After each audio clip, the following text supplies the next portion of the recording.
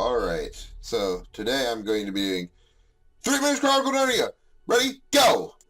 Our story starts out with 4 children, Peter, Susan, Edmund, and Lucy. These 4 children have been evacuated from London due to World War II. While playing around at their uncle's house, they find a wardrobe that leads them into a snowy landscape.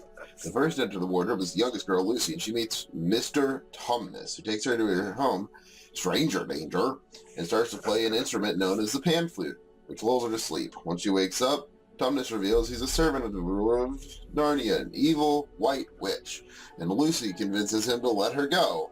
Lucy attempts to get her siblings to believe her about what happened to the wardrobe, but of course they don't. Tropes!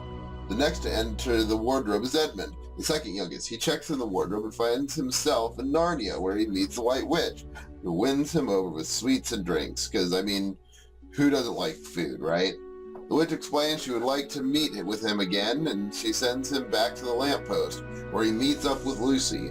Eventually, all 4 children enter the wardrobe, and Lucy attempts to show everyone Tumnus's house, which had been destroyed and Tumnus kidnapped. They all agree to save him. As they go through the woods, they find a beaver named, well, Mr. Beaver, who explains about Aslan, great and mighty lion, who's the true ruler over Narnia. It says there to me about a place known as stone table. During explanation, Edmund sneaks out and goes to the White Witch. As children start to make their journey to the stone table, they hear bells, and Mr. Beaver thinks it's the witch, but it turns out to be actually Santa Claus! Because, I mean, when is it not Santa Claus? Santa gives Susan a horn that can help save her from danger, and a bow and arrow, Lucy a dagger, and a bottle of magic healing, and gives Peter a sword and a shield.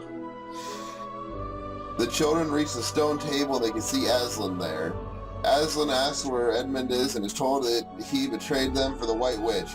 They then hear Susan's horn and rush over, seeing her being chased by a wolf. Peter kills the wolf using his sword, saving Susan. A wolf retreats to the forest, and Aslan sends animals to chase it to the White Witch. Animals find Edmund and rescue him from the White Witch and make their way back to Aslan's camp. Messenger arrives and tells Aslan to meet the witch to talk about something. The witch talks with Aslan, and they say stuff about treachery punishable by death. Aslan agrees, but they talk and stuff. After Aslan's killed and stuff, the next morning the children return to the stone table to see Aslan alive, and they learn of a magic stating that if an innocent is killed by a traitor, the death is reversed. Then storm the witch's fortress, rescuing the prisoners, including Tumnus. They return to the battlefield and see Peter fighting the witch. Aslan comes in and kills the witch, and soon the battle's over. The children are crowned as kings and queens, and then they return to the wardrobe. Yeah!